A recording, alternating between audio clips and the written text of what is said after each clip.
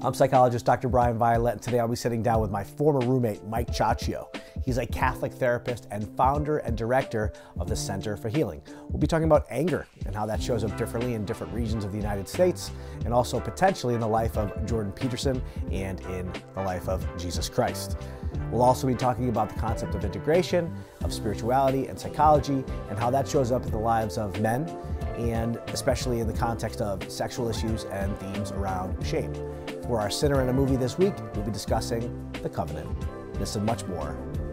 This is The Catholic Sinner Show.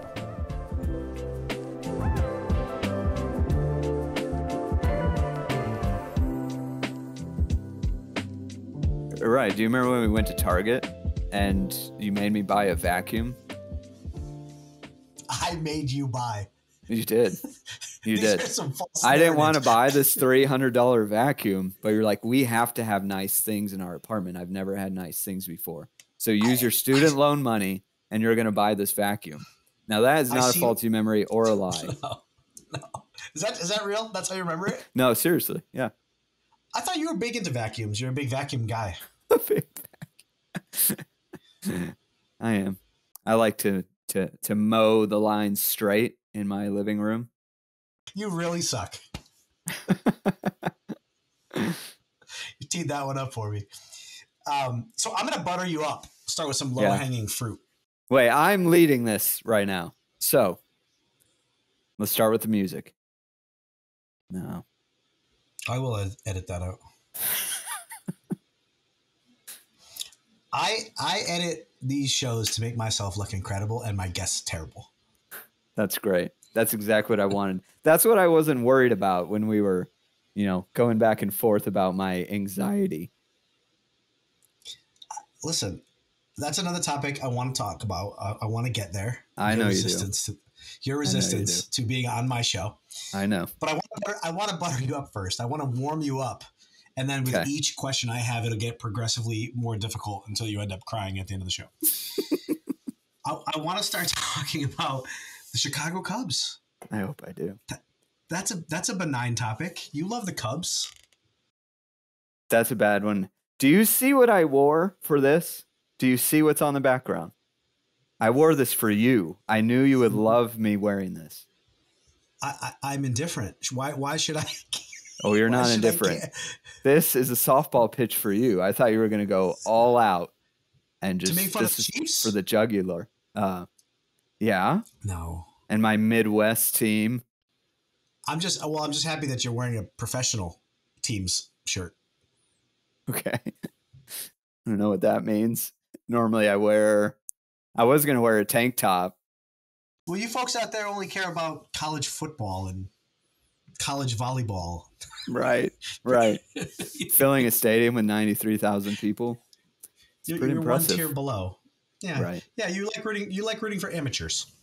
I do. Like the Cubs, hence.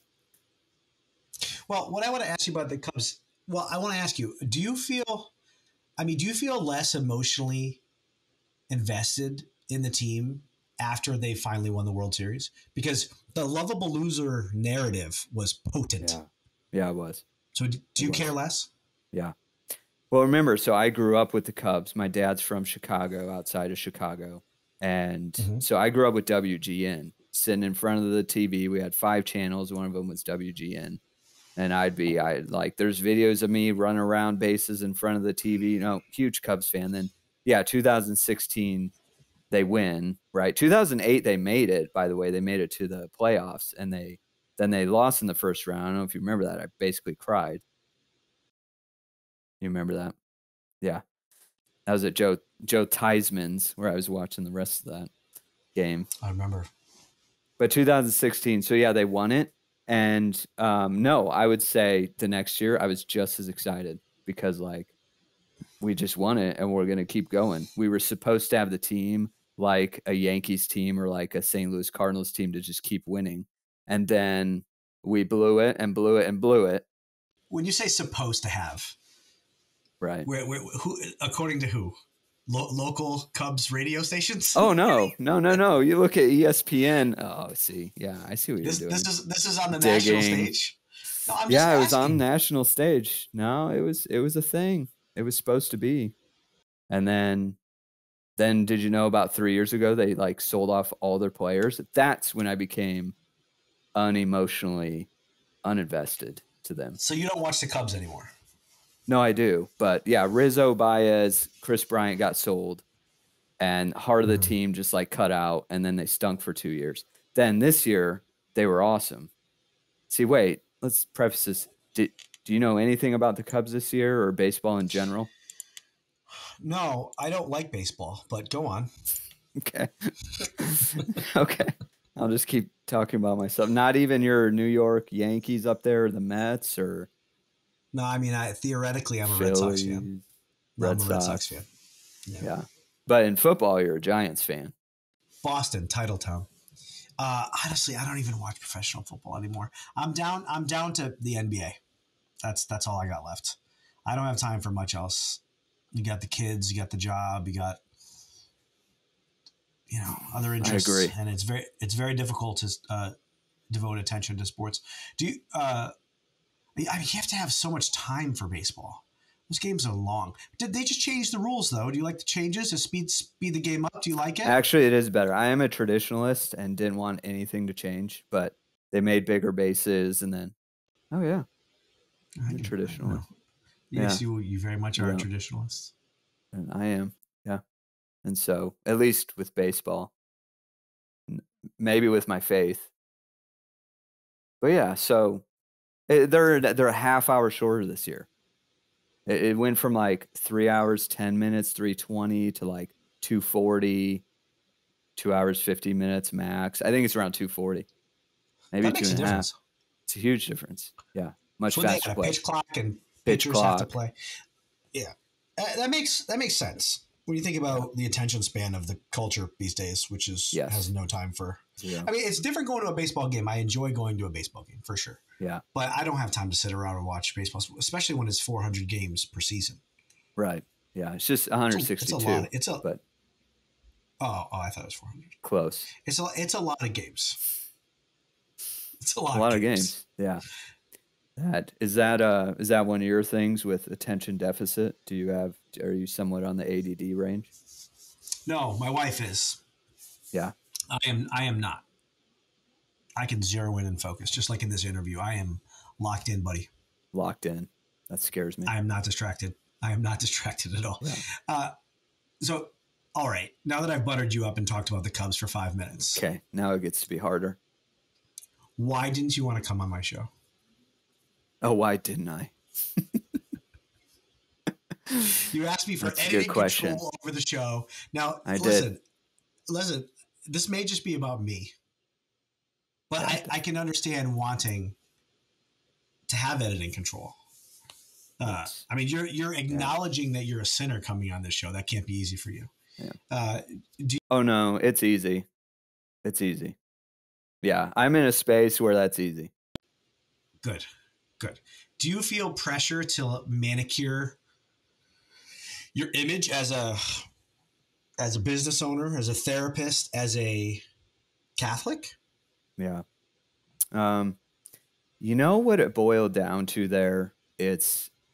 When we talked on the phone, we were talking about some hot button topics, and you were getting a rise out of me. And I was like, I don't think I want to talk about these things on the air, because you have a gift, Bryan. You have a gift. You can pull out honesty out of anybody. And it just... I think you phrased it... Hold on. I think you phrased it as you bring out the worst in me, which was an insult. And now you're saying that I help you to become more honest. You do. Which is it? There's a rawness that you can pull out that I was like, crap, if I get on this YouTube, if I connect with this guy, then I might be just I wonder what people are going to think about the Center for Healing after I do this. Well, it's like a different side of me, like my blog posts, and hopefully I'm not two-faced. I'm not two-faced, but like it's a different side where I can just be real. I'm drinking a Sprite and we're talking Cubs, and you shouldn't drink Sprite though. There's a lot of sugar. Oh, that's true. Yeah, just Gatorade Zero.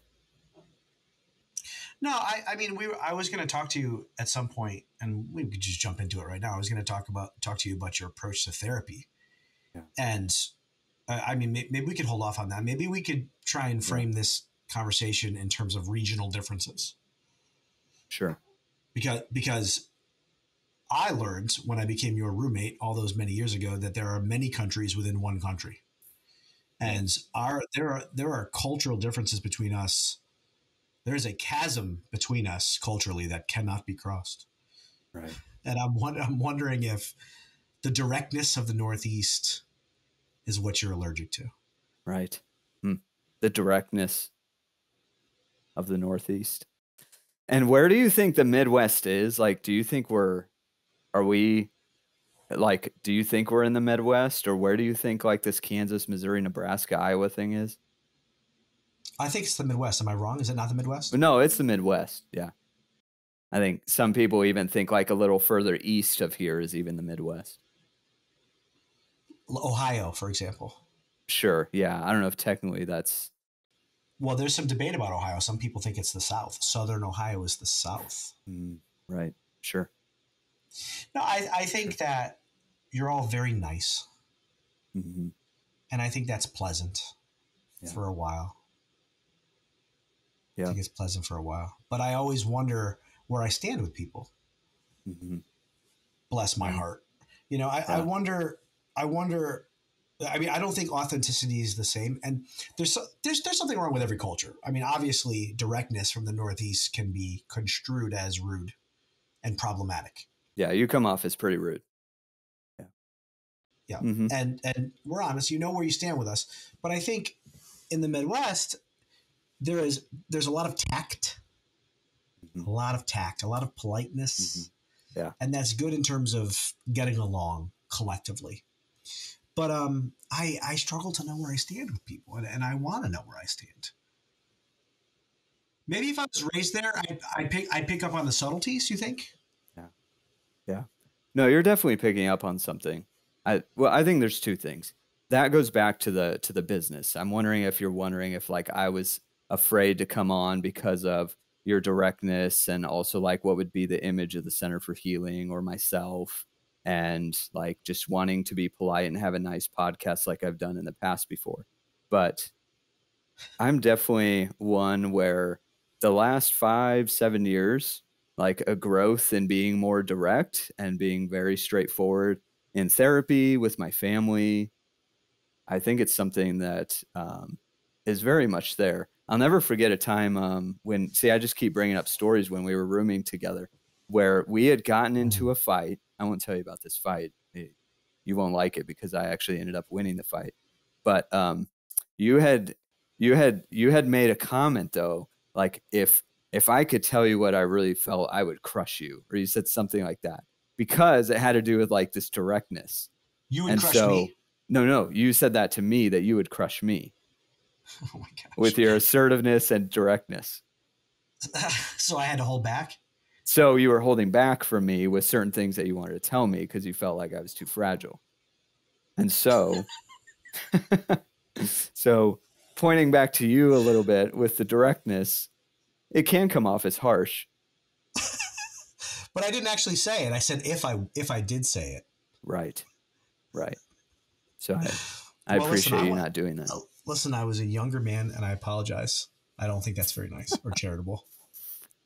It wasn't. That's what I was looking for, was an apology. It's a veiled threat, isn't it? Yeah, it was. There was a veiled threat behind it. What was the fight I lost? I want to know. It might have had to do with the vacuum. The vacuum that supposedly I made you purchase?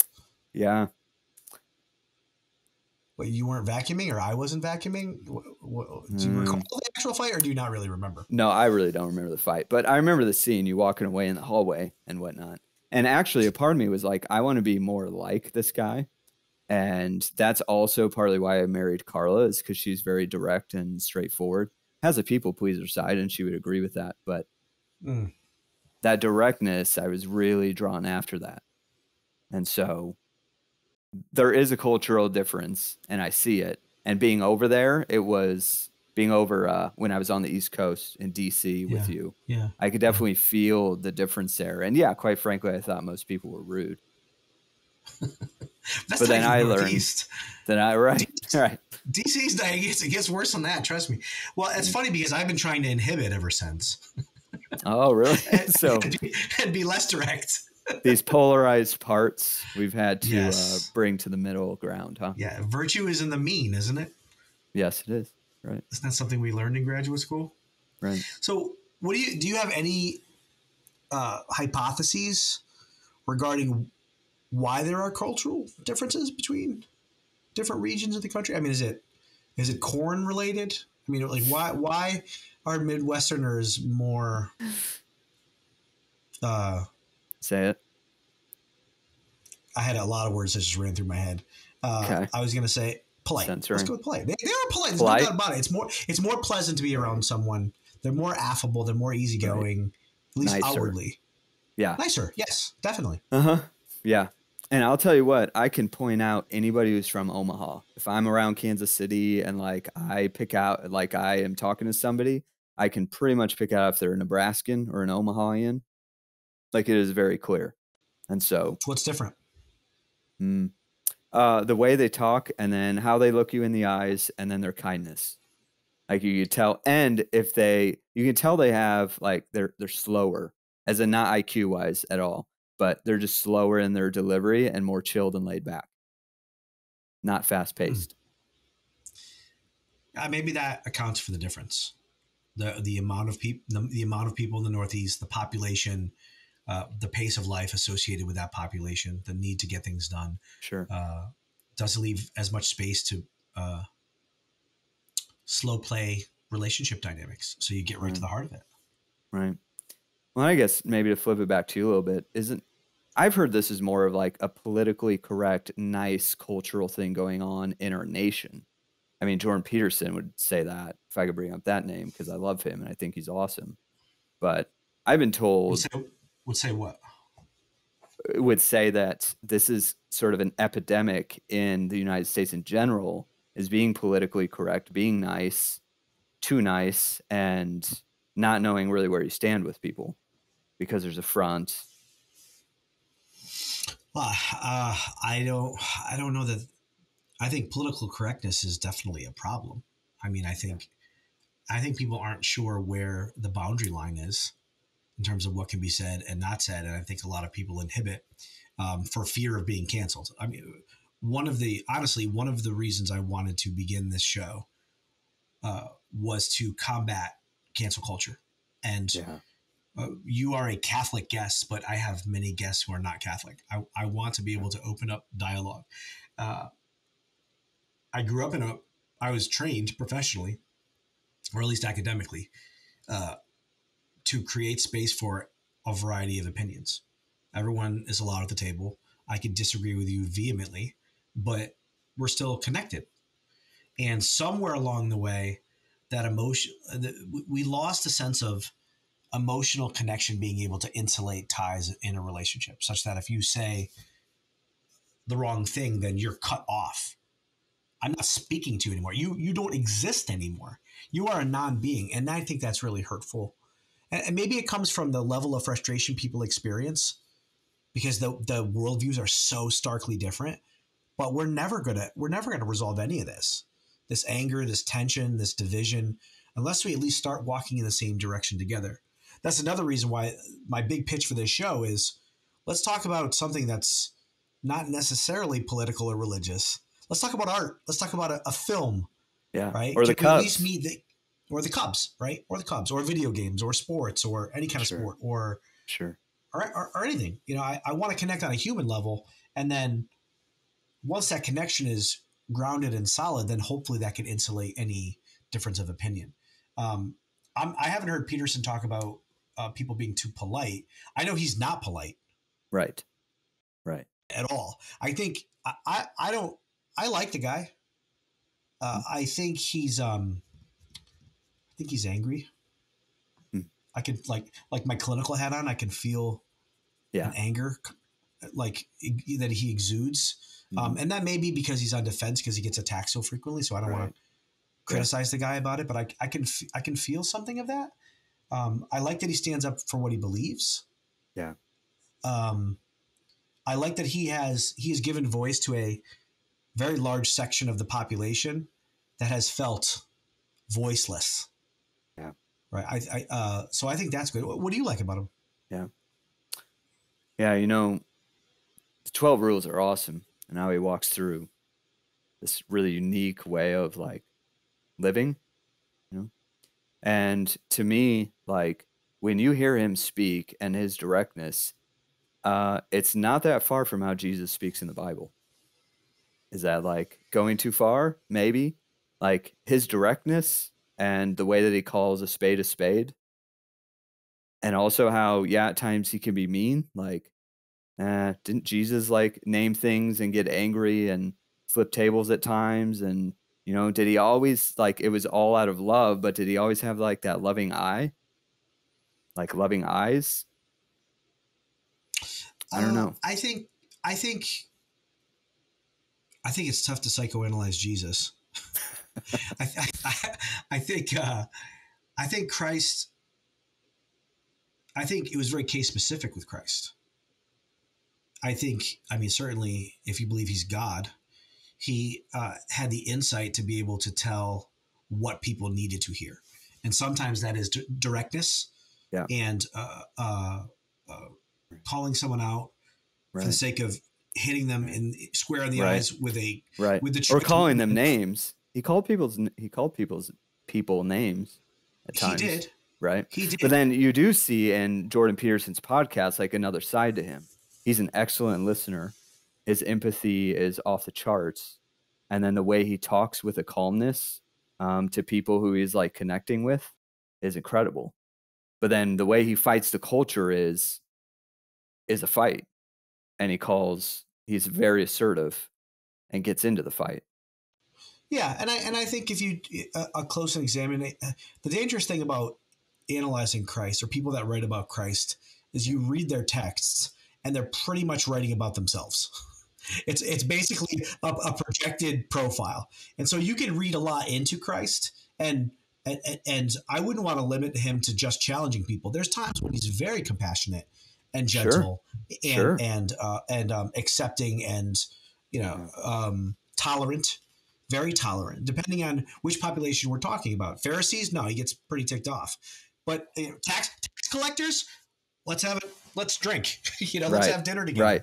So I think that's the side though, like in this Catholic Center podcast, what we're doing here, like that's the side that's not talked about enough and that's not mentioned and that's not preached from the pulpit. Like, how do you reckon? Father John Horn gets into this, a good Jesuit, who I did some spiritual direction with. He's written many books, but he talks about like, how does the nice guy reconcile, is it Mark 11? It's either Mark 11:12 or Mark 12:11, where Jesus talking about St. John the Baptist. And then he talks about like the violent are going after heaven and violent men seek it by force, paraphrasing, right?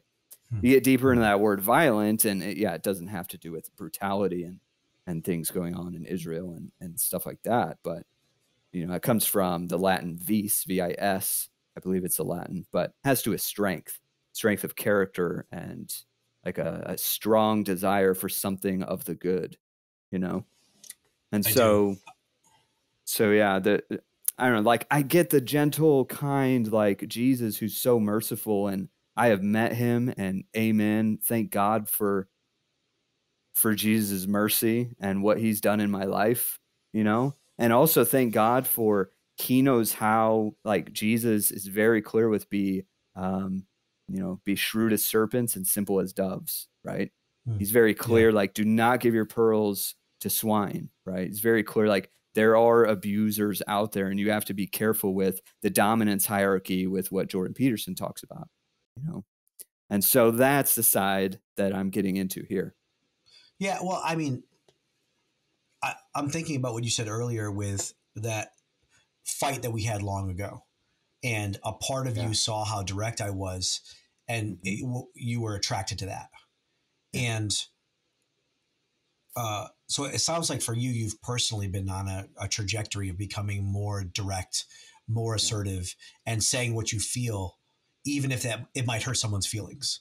Whereas perhaps in your younger years, there was much more consideration of the emotional impact on what you would say on people, and at the expense of telling the truth or being direct, or maybe even sharing your authentic self. Right. And so for you, that dimension of Christ is calling you forward. Is that fair? Yeah, no, that's definitely fair. It's the balance between honor and honesty and finding that middle ground, right? It used to all be like honor, honor, honor. Honesty's down here. You have to honor the person, forgive them, like no anger, and just move forward, take the higher ground. You know, I learned that within my family system and nice Catholic schools and things like that. And now, thanks to some of my Protestant friends and Protestant materials that I've been reading, like actually honor and honesty go together. And guess what? That's pissed off a lot of people in my family. Yeah. Well, I mean, I think we know when you're working with someone, there's oftentimes a resistance to accessing anger because of Christian narratives around forgiveness, or, I mean, really, those narratives are spiritualizing family dynamics and family narratives, right? It's anger is dangerous. I'm not allowed to express it. It's going to hurt others. And people, as they get older, jump right to forgiveness and they skip anger. But what are you forgiving if you're not angry? Like, the anger recognizes the transgression. So basically all you're doing is just repressing your anger. Right. You're not allowing yourself access to it. And back to the earlier point, if you're close to, like, any sound relationship, you should be close enough that the dynamic insulates any tension or anger that's exchanged between the two of you. Like, that's the healthiest, right? So Italians yell at each other all the time. My wife is from Arizona. She's from the Southwest. And she's, I mean, her first exposure to, well, me, but eventually my family system was surprised at how direct and how comfortable we are with anger. Yeah. And we let it out and then it's over. Right. We don't harbor anger. Right. We have other problems, but how did you start to swing that pendulum from being like more direct or on the angry side to more of a middle ground of, what would you call that? Well, I'd call directness in the middle and like aggressiveness over here and passivity on the other side. Assertiveness, perhaps? Yeah. You want to get to the virtue of assertiveness? I think for me it was, honestly, it began with getting out of Connecticut. That's where it began. And encountering people like yourself, encountering people in DC from different parts of our country, because it's a strange soup in DC. It's not quite the Northeast. It's not quite the South. It's not quite the Midwest. You have international presence there. But encountering people, I suddenly experienced people perceiving me as rude. Whereas before that, when I was in Connecticut, I was just part of the cultural milieu and generally considered to be a nice guy. But I always had good intentions. So when I encountered people in DC and people perceived me as rude, I really took offense to it and wanted to change. I think as I grew, I think in my clinical work too, if you think of like the two main dimensions of providing care for someone, it's rapport building and challenging, right? Broad strokes, but generally speaking, you can't challenge someone unless you have rapport. I never had a problem challenging anybody. And for those who could take that, it was great. And we had a great therapeutic relationship. But I need to expand my personality, not be so rigid, and develop my own sense of tenderness for people that needed intense rapport building to know that I love them and care about them. Because if they don't know that, then what I say can be perceived as critical, as judgmental, any number of things. So I think my clinical work was a big part of it, and getting married, another thing. I mean, being a man and learning to cultivate that tenderness to deal with my wife. I don't think it's any one source, but it's been a long project for me. A journey. Yeah. Having children.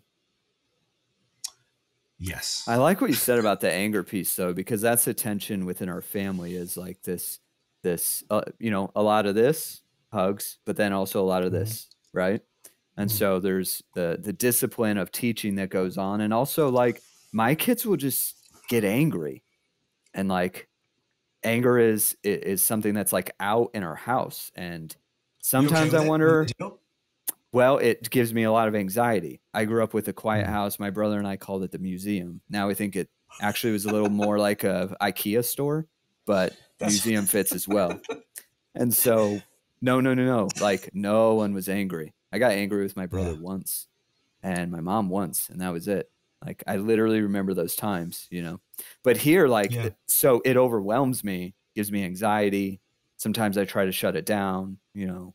But most of the time, I'm in that tension, trying to, like, work that out, regulate myself. And, you know, you can't hit a sibling, you can't destroy property, you know, and you can't, you know, call somebody names. Like, it's got to be rules around it, right? And so that's been learning how to skillfully express anger. Right. And so I think there's something in that tension in the household that comes and goes. It waxes and wanes. You know, that's why Dr. Siegel talks about increasing the family fun factor. Like, that's one of his solutions for everything, to, like, you know, loosen tension and to distract and do other things together, you know? And so, like, game nights and bike riding and going on walks, and we got a Switch and those kind of things. And we just got a dog in May. Oh, what kind? And so she's a mix. She is a pot cake. I don't know what that means. Google picture search of her, and I don't know what that means. You do a Google picture search, and it just comes up with pot cake, which is a mix of German Shepherd and a lab and some other small dog. She might come in here in a little bit, but she's probably like 45 pounds. Yeah. Okay. Medium. Yeah. What's her name? She's real sweet. Willa. Like Willa Cather. I don't know who that is. You wouldn't, because she's from Nebraska. She's a author from Nebraska. She write about dogs? Willa Cather. No. I don't know what she wrote about. Well, but she's from Nebraska. But you want to know what? All right. You want to know the real story? So obviously you didn't name the dog. No, I didn't get a choice to name the dog. It's actually not after Willa Cather. It's after a dead sister who passed away up in the Northland, who possibly has an incorruptible body. Now you're trying to, like, make me feel guilty because. No, but okay. I'm sorry for your loss. You know. Wait, this is one. No, I didn't know this sister at all. I have no clue who she is. It's not. Okay. It's not someone's family sister. You mean a religious sister? No, a religious sister. Yeah, my bad. Okay. Yeah, religious sister. Okay, this is one of those Catholic things I want to talk about. All right. So she dies, right? She died, I don't know, several years ago. They have to exhume her body, in order to, like, relocate her. They open it up and she's still there, skin and all, or whatever, right? So, yeah, you're starting to look a little queasy. And so this is a miracle, right? Kansas City, St. Joseph Diocese, like, everybody's told about this. Pilgrims from everywhere are going up to Gower. I forget the name of the sisters. Shoot, that's probably important, but I forgot. And so it's like an hour away. So my wife wants to go and travel and do this. I'm like, I don't want to see the dead body. Like, I will pray for her soul and thank God for this incorruptible. But we got to bring rosaries. We got to, you know, bring anything to touch her body, because then it could be a third-class relic at some point, or is that second class? Third class. And I'm just like, all right, that's fine. So we drag the kids up there. My kids are all into it. I'm at the end of the line. Fortunately, it wasn't a huge line. I was told that there were hour-long waits, hours, even, like, to park and then finally park. Then there's a line to get up to see her. Yeah. Right. And so finally we're in line, and my girls are wearing athletic shorts and a t-shirt, and everyone else is like these, they're dressed really well, and I won't judge them. And then even they had a box. Okay. Like, how far can we go with this, Brian? They had a box sitting next to the entrance. They had a box sitting next to the entrance that said, if you don't have a skirt on or anything below your knees, please go through these clothes and find something to cover your legs if you're a female. Did you put clothes on from the box? No. My wife looked for about 2 minutes, but nothing fit. Did you still go in? But that's not my point. But I don't know if we can get to the point of what I really feel about that, or the dynamic of that. So anyway, we go in, we have our rosaries, and my wife and kids are all surrounding this body. And I'm at the feet, and I'm just like, all right, I touch the rosary to the sock, and I'm like, thank you and amen. And I put it in my pocket. Thank you, like it's some kind of drive. Thank you for my large fry. Yes. We didn't have to pay, at least. Right. Sure. So then I leave. My kids are still there, and my wife's still there, and they're praying and stuff. I mean, good for them. That's their thing. My wife loves saints, and this sister could possibly be a saint sometime. And so then we're out, and then we leave, and we have all these rosaries now that have touched. Wilhelmina was her name. Wilhelmina. So then 3 weeks later, it was that weekend. That weekend we got the dog, and Carla wanted to name her Willa. You're a good husband and a good father. Well, thank you. I'm sure there were parts of you that had a challenging time with the experience. I think you start to feel for me the different parts of the challenge that we won't get into too much right now. Well, we can't hide ourselves ever, really. We can't hide ourselves from our wives or our children or our friends. We can try, but obviously you had a part of you that had an aversion to the box of clothing to try on and the expectation of what to wear and the concept of modesty. Yeah. And which I'm a full believer in. Full believer? Well, okay. A believer in the virtue, the middle ground of modesty. Yes, I am a believer. Is that a changing concept? It would seem to me to be a changing concept. Well, that's true. Yeah.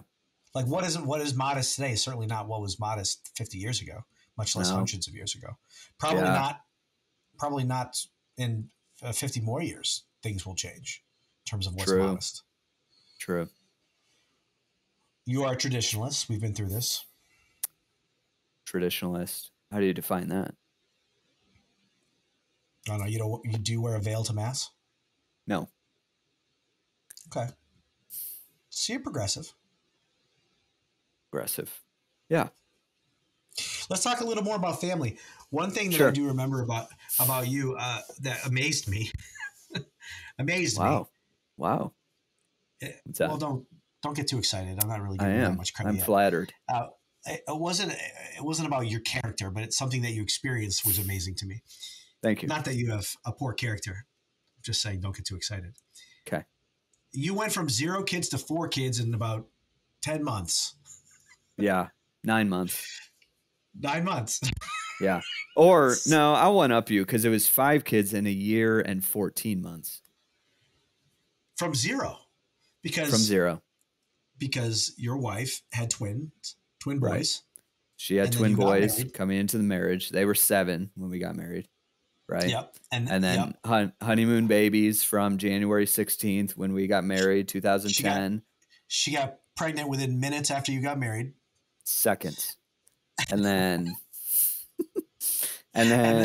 September 29th comes and my 2 little awesome twins come, Isaac and Maddie. Isaac comes out first. Hold on. You're getting ahead of yourself. I want to know about I want to know about what your internal reaction was to learning that you were having twins. Take me through. Oh man, the doctor's office. Oh man, sure. So yeah, ultrasound. However many months into it, checking up, making sure everything's okay, right? And then the tech looks at us. She stops scanning and says, "There's 2 of them in there. You're having twins." And Carl and I look at each other. We look back at her and we're like, "No, we're not." She's like, "Yes, you are. I just saw them both." And we're like, "We already have twins." Then another doctor tells us that actually your percentage chance of having twins goes up after you already have had a set of twins. Wow. So our other singles afterwards, we would have accepted twins, but we were like, please be one baby. So after we find out, thanks.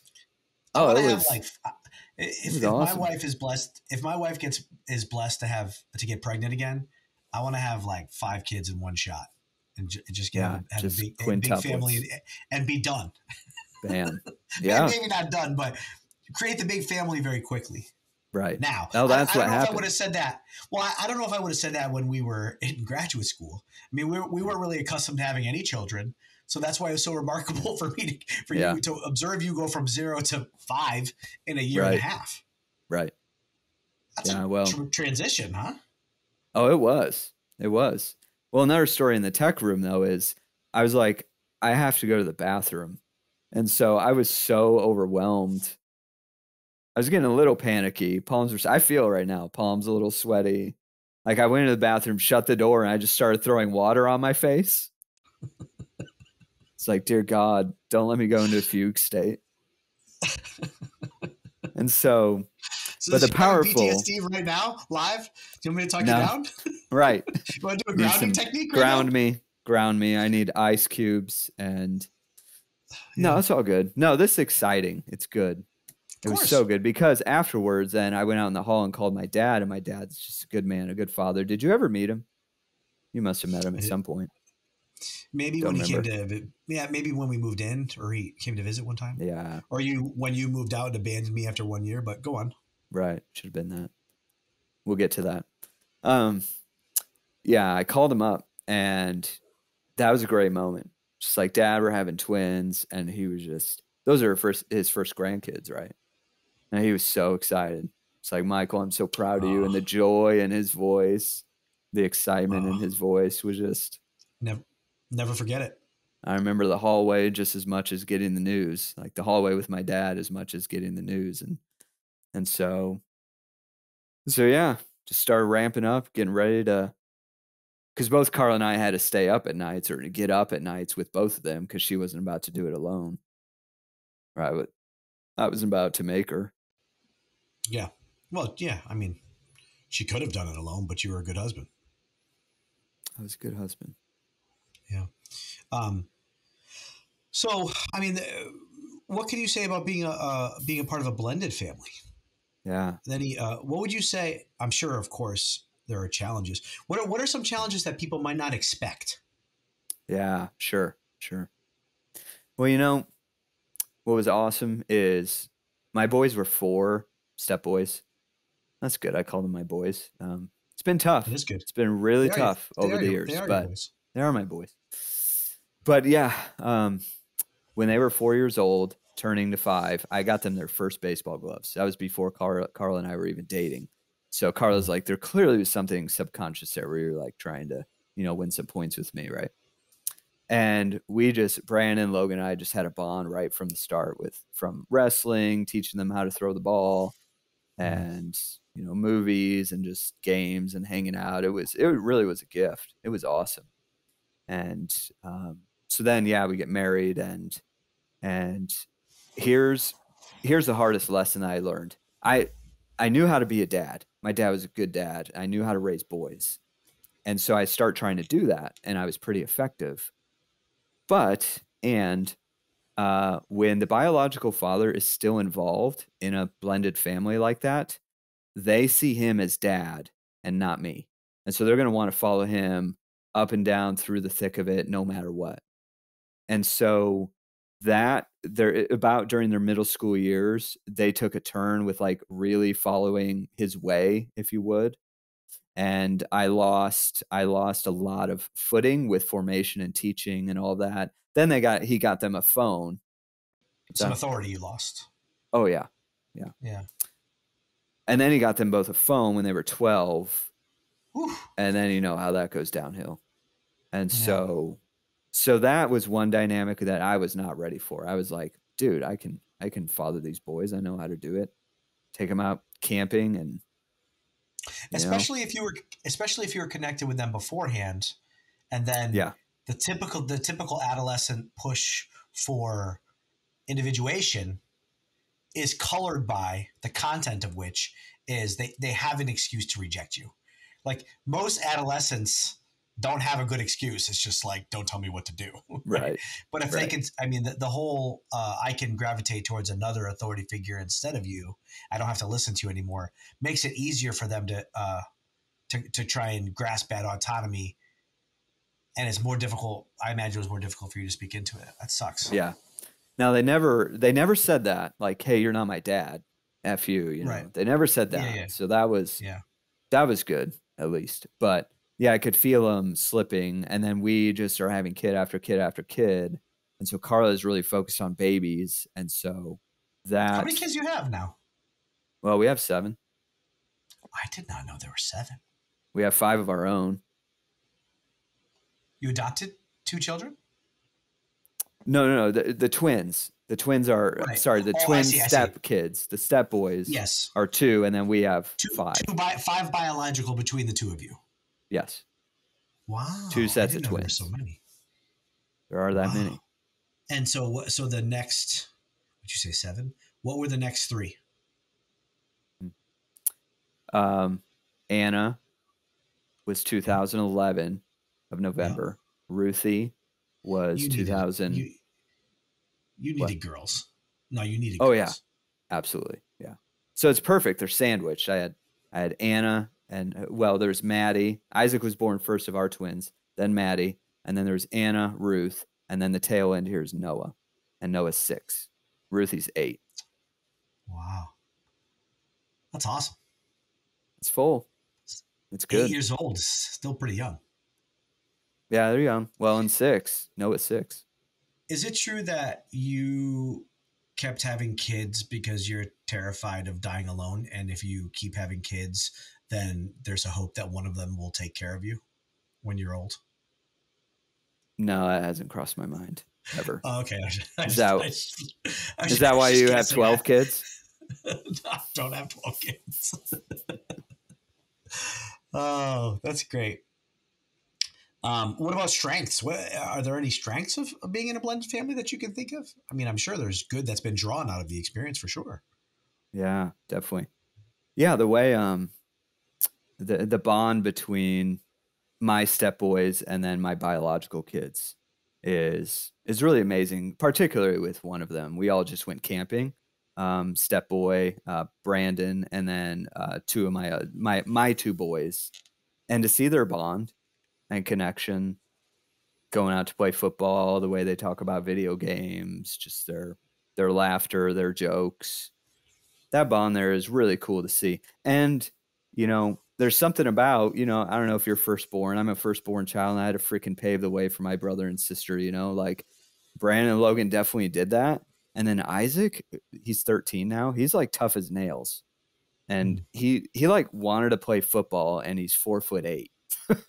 Like he definitely got my gene for height, you know, but he's like, and he does have the attitude. Like if I didn't think that he would get crushed and break his femur in the first practice, like I'd be like, yes, go play. You have like the choleric mentality to go play football, you know, but, and so I credit that to my stepboys who are just rough and tumble playing with him and teaching him how to be a boy, you know? Great. Yeah. Great role models for him. Oh yeah. Yeah, really cool. Overall.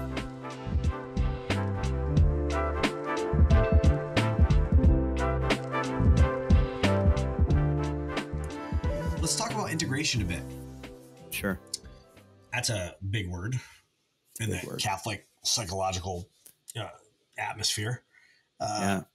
You know, we both went to Divine Mercy University. Then it was called IPS, Institute for the Psychological Sciences. You were there for a year. I think you did. I think you took a lot of Catholic anthropology type of courses, theology and philosophy courses in that first year. That was part of the curriculum. Yeah, I forgot all of it. Yes. And then since you've been practicing as a Catholic psychotherapist, and are you involved in the Catholic Psychotherapy Association? You are a bit, huh? Yeah. You're into that? Yeah. You stay in those circles? What does integration mean to you now? How do you understand the synthesis between faith and psychology? Yeah. Yeah, you know, talk about a journey, right? Talk about personal development for that within me, right? But then also theory and how we conceptualize the human person, and then how we, you know, run with our own clients and try to heal and create a space for that. You know, it used to be definitely very like left brain with like, you know, IPS had like the 10 facets of the 10 tenets of like the human person and who the Very human person Thomistic. is. Right. Yeah. Yeah. Very Thomistic. And so that was a good framework to know, like it just gave me a rubric with working pretty left brain. But then I got to know Father Sean Kilcawley over the years, national speaker, in regards, I would say, to integration is his foundation, if you would, along with sonship. And that's where I would say my integration is really like planted itself, with like starting every session with, Heavenly Father, we invite you into the space, and through your Son Jesus, give us your good spirit. Like allowing like an openness in the therapy space for Jesus to be there, you know. And so it definitely plays itself out. The integration, I see the rubber hits the road with that. Definitely with that, you know, coined word shame is where I start to see it, you know, where there's the fear, there's the hiding, and especially guys who have looked at pornography, who have done things they're not proud of, right? Ranging from the, you know, the 18-year-old who has been looking at porn to the 35-year-old who has trauma in his life, who has been cheating on his wife, whether that's with pornography or actual affairs or Hinge or whatever awful app there is out there, you know, that they find. And so the shame just fundamentally like puts up that black cloud to God, where it just I'm unlovable, right? The first tenet of an addict, right? I believe that I'm worthless, or I'm afraid that I'm not lovable, right? People really knew me, they would hate me. And so therefore I have to get my own needs met, right? Pornography, whatever addiction is my most important need. And so so there's something with like in session, you know, not getting preachy at all. Not saying, you know, when shame comes up, like, you know, Jesus really loves you. Actually, it's just like the embodiment, hopefully, in myself, where it's just like, I'm here and I see you and I'm not leaving the room. Do you say that explicitly in sessions? Do you know that Jesus loves you? That kind of explicit No, I'm saying expression I of your... don't do that. Oh, you don't do that? No, right. Okay. Yeah. I'm saying I don't get preachy like that, and I don't see. just directly say, like, do you know, like in the midst of their shame, like Jesus still loves you and sees you. No, like at first it's the human plane that they just need to be met on with like, I'm not leaving the room. Like, I see you. I'm not afraid of like that darkness. I've heard these things. You're not alone. Just that empathy of really receiving them in that space, you know? And so I don't know where, like, I'd be really interested in what you have to say about shame and about this integration piece as well. That's definitely something to tee it off with. Yeah. Yeah. Integration is a huge topic. I think I'm at the point in my understanding of integration where it's very challenging for me to separate one's psychological functioning from their spiritual functioning. Yeah. So I think in our finite minds, we have to separate those two. In the simplest form, we might say your spiritual life is your relationship with God or relationship with the transcendent, and that can take a lot of different forms depending on people's belief systems. And then your psychological life is your relationship with everything else, right? But just like I've never had a thought without an emotion, or I've never not behaved while I was connecting with someone in the relational dimension, or it didn't happen apart from my body. We break it down into parts, but they exist in one reality. So too, is there no spiritual experience that doesn't have a psychological dimension, and no psychological experience that doesn't have a spiritual dimension? So, I mean, I begin the question with our early experiences in our family systems in the school of love influence how we look at God. Yeah. And I mean, everything we do at where I work at Catholic Psych is grounded in JP2's Catholic anthropology, the Catholic understanding of the human person. And so you can kind of enter the door through the person from either direction, whether it's understanding someone's psychology by beginning with discussion of what is spiritual, or understanding what is going on spiritually for them by coming into the door of psychology. But at the end of the day, it's one experience for each person. So the question of shame, that word is used so many different ways. It's very difficult to define. There's a lot of semantics involved. So there's the shame that comes from the garden. And then you have Brene Brown's that say, shame is never okay, but guilt is okay. It's okay to acknowledge that I feel like I've transgressed against you in my behavior, such that it moves me more towards communion with you once again. But shame is about who you are, and that's not okay. And if you take the word out of it, the semantics out of it, I would agree with that. Which is, we are all beloved children of God, and we are inherently good, and we are loved, independent of what we do. So shame is inappropriate. But there's so many uses of the word. Evolutionary psychology uses the word shame when they those sort of theorists discuss how shame was necessary to keep people alive. Shame is an ostracizing of the individual from the community if they did something which threatened the survival of everyone, and therefore it's not a bad thing to feel because it keeps you in line. Right, stealing or for whatever the purpose may be. Yeah. So there's a fine line. There's a fine, I'll pause you there, because like in session, I see a fine line with the addicts. So I'm just going to keep hitting rubber with the road with addicts, because I work with a lot of sex addicts. Sure. It's not the main population at the Center for Healing, but a main population for me. And Dr. Katahakis talks about this in her book, Treating sex addiction as affect dysregulation, and allowing the client to sit with that shame. And then how much do you allow that? How much do you let them sit in that? How much empathy do you give them? How much do you, there's a fuel that I've seen with my clients where it's like, I don't want to feel this anymore, and to just, the shame. Yeah. To where like allowing them to feel the impact of their acting out to some degree without a shame spiral, I would say, without their critic coming out full blown attacking. Learning from a relapse rather than having it fuel the addictive cycle back around. Yes. Yeah. Right. And so then there's a correct and there's a redirect in a session where there's allowing of some of that shame, but not to the spiral. And then you connect with them to enter into that shame and like break it down and be a shame buster. Like that's the cheesy saying at the Center for Healing, is like, we like to be shame busters. That's interesting. Yeah. Do you ever think of sexual issues as reflective of relational dynamics? Yeah. I always talk about sexual issues as ultimately intimacy issues.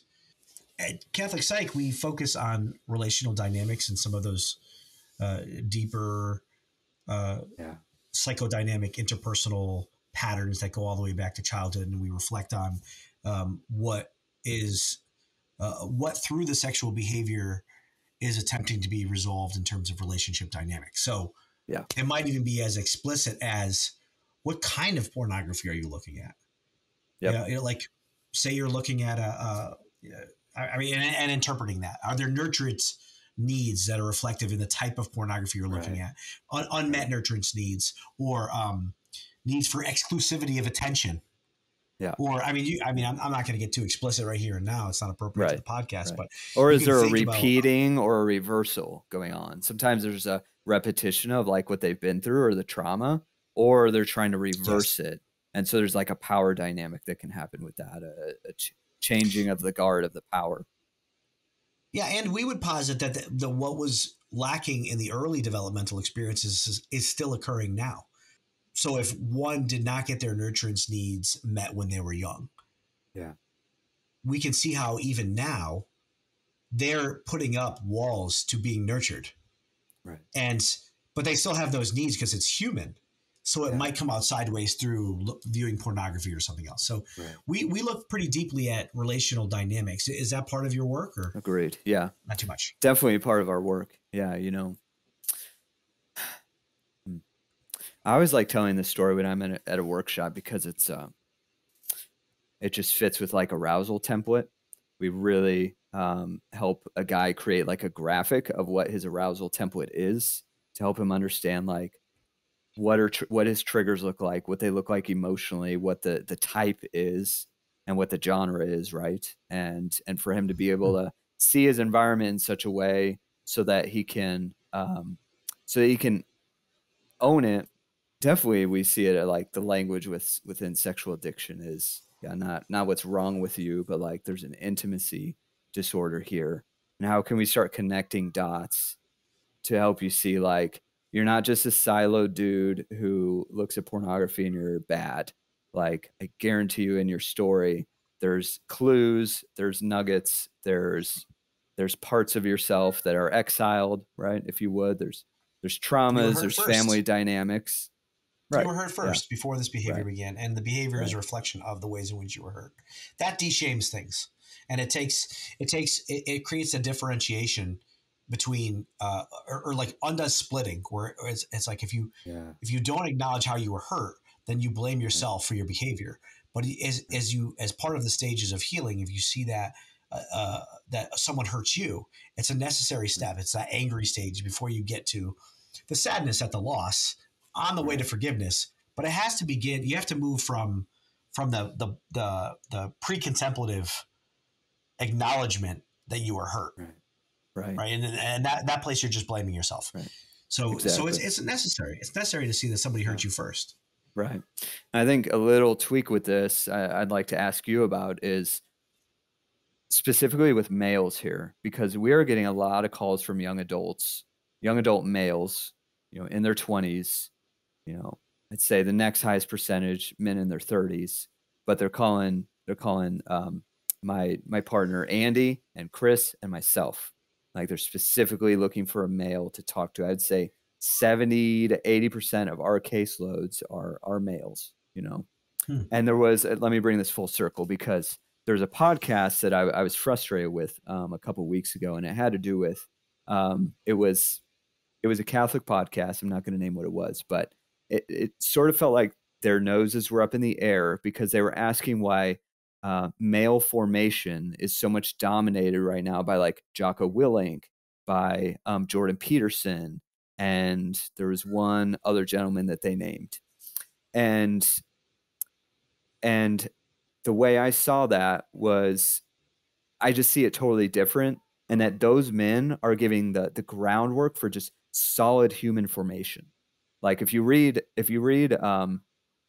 Extreme Ownership by Jocko Willink, like that has to do, he's an ex-Navy SEAL, tough dude, wrote a bunch of books and has a podcast for kids, amazing guy.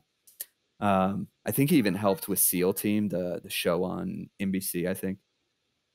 But amazing guy. And so but Extreme Ownership is all about humility. Like it's all about like, how do you defeat pride and how do you grow in humility without really using those words? I would say like this is going to be a blog for me this month, is talking about like these three guys and then human formation, because then you got Jordan Peterson, right, who's everything that we just talked about, and his theology is a little bit dark, and I agree, like yeah, I feel some anger there, and with what I think he's been through incredible suffering, and so I think that's the feeling that I get behind all that. But they ask like, yeah, why do they have the monopoly on formation of men?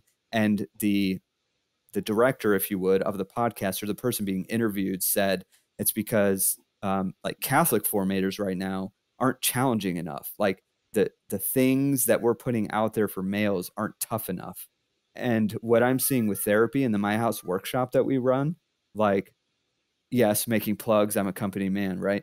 But like what I'm seeing with that is like the greatest challenge for a man, right, for us is to face ourselves.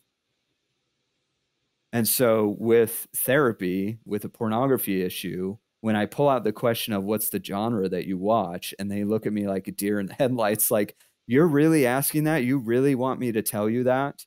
Like, I can't Yeah. tell you that. It's too dark. Like, I'm bad because of this, you know? No, like, I can meet you there. I'm not afraid of it. Like, I've been there before and I know how to walk with you, you know? And for them to start facing themselves is like the hardest challenge in their own life.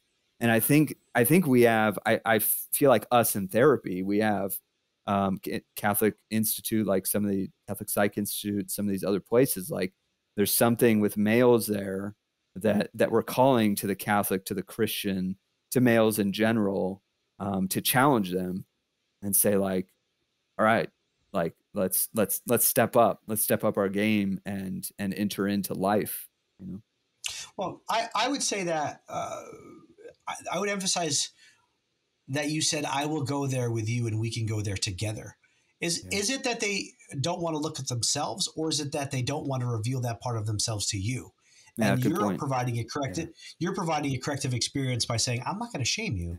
Yeah, I do want to know what kind of pornography you look at. I'm not going to reject you in the way that the part of you that feels shame anticipates or expects or assumes. I'm a sinner too. This is a Catholic Sinner Show. We all fall short of perfection, and I'm happy to accompany you through that part of yourself. Maybe it's true that they are scared to look at parts of themselves, and they need someone to like hold their proverbial hand. I think through it's those darker parts of themselves. Yeah, those parts of themselves. But I wouldn't, at the very least, I wouldn't minimize the role of the therapeutic relationship and you not blinking when they say things that they discuss things that they are shameful about with you. Right. You know? Right. Yeah. Yeah. I will not leave the room. Like, yeah. From the Catholic standpoint, there's a lot of shame around sexual sin. But yes, a secular world, in response to that shame, which I would argue is grounded in psychology, not in Catholicism, but the secular response would be to say, no, this shame is problematic, which I agree with. The shame is problematic. The solution of, well, then there should be no shame, or there should be no guilt, or there's no moral prescriptions and I can do whatever I want according to how I feel. That's a problem. But the initial response of don't shame me, I 100% agree with. And to me, that's the biggest part of integration, is to be able to interface with systems of thought or cultural expressions that in an honest, authentic way, and mine from them what is good. Yeah. Mine from them that which aligns with a Catholic perspective, and challenge those things that don't. But not to draw a line between us Catholics and those secular people. Yeah, God is on the other side of the fence too, you know. Right. And there's sinners on this side of the fence, right? We don't like. I want to blow up the fence because I think we're all on this path together, yeah, I think we need to find the commonalities more than anything. I think what I start to see, like, how do you define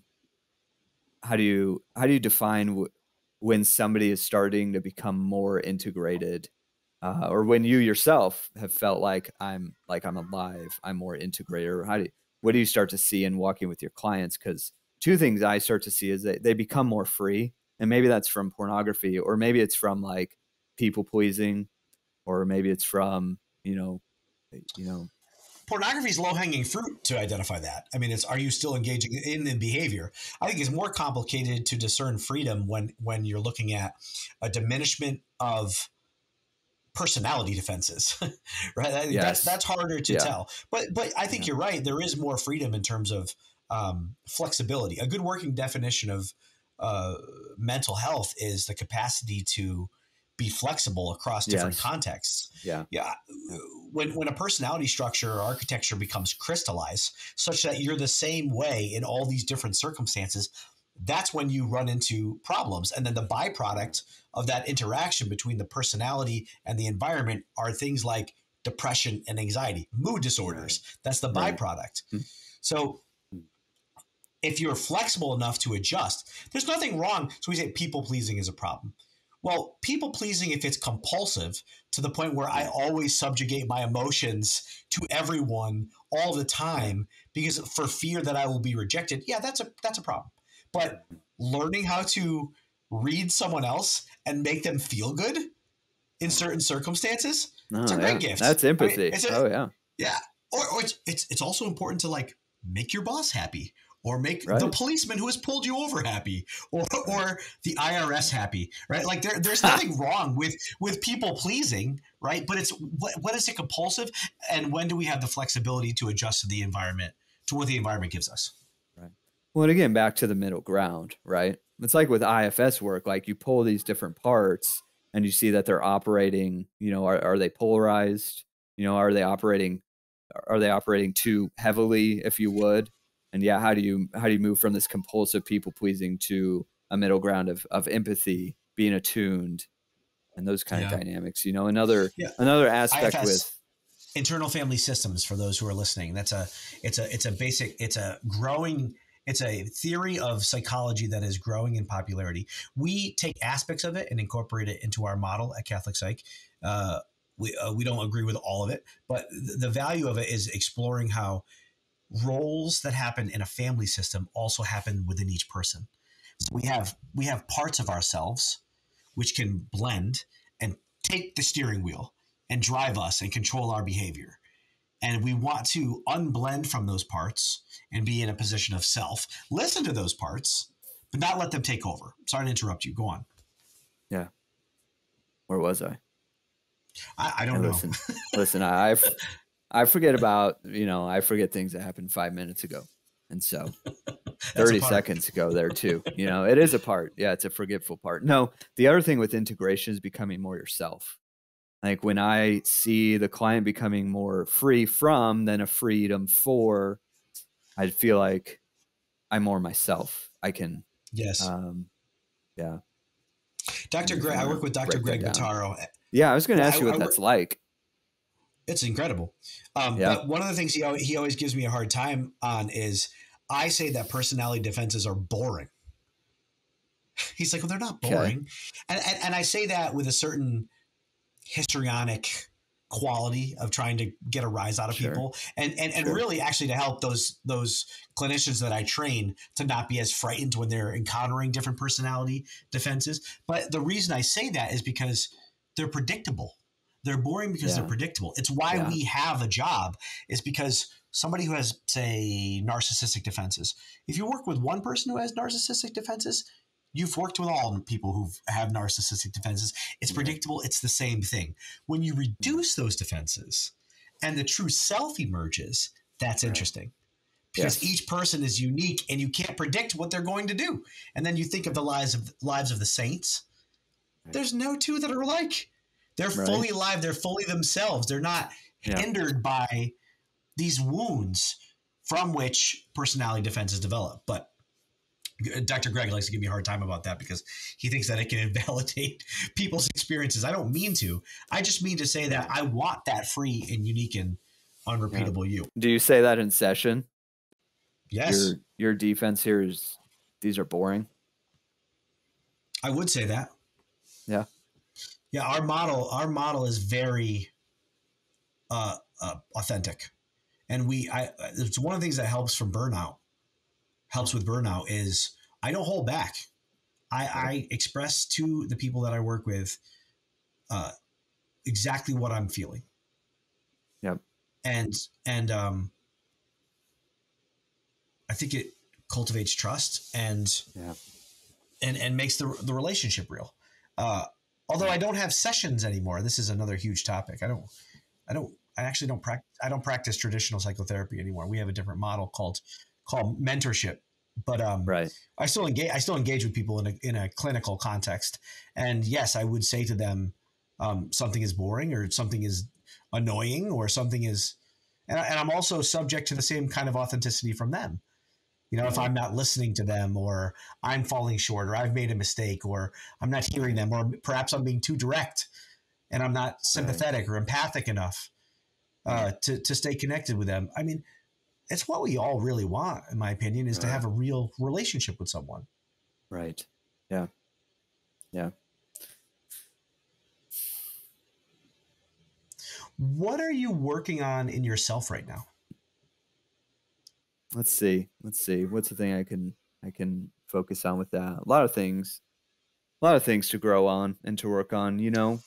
A dynamic that I never knew that I had inside of me was anger. Once I had kids, like the emotion of anger very much emerged, and like annoyance and frustration and all the different like levels of it. And over these last 13 years, definitely I've really had to grow in patience. I've really had to grow in self-regulating. I've had to grow in understanding my triggers. What's that? Have you been able to trace that back? I mean, you were saying earlier that anger wasn't allowed in your family system. Right. So perhaps it built up for a long time, and then under this, in the safety of your family, in a certain sense, it's safe, right? Maybe a part of you allowed that anger to emerge. Right. Oh yeah, within the context between what Carl and I have created, my wife, what Carl and I have created here, and then wanting in like an emotionally free space, it allowed that with my kids, and then it allowed it with me, you know. And so that's, like I said, or like we were talking about earlier, that could be the tension in the household, and really learning that, like Peterson says, that anger integrated is determination. I think that's a powerful statement there. Anger integrated is determination, you know. And I mean, anger is even required for assertiveness. Even to say, I want a cheeseburger instead of a hot dog tonight. Right. Right. Versus, oh, whatever you want. Right. right. Allowing your, like this, it's the slightest bit of anger to which allows you to say what you want and stand up for yourself and set limitations and boundaries. It's not what we typically think of in terms of anger, but it's on the anger spectrum. Right. Definitely. Yeah.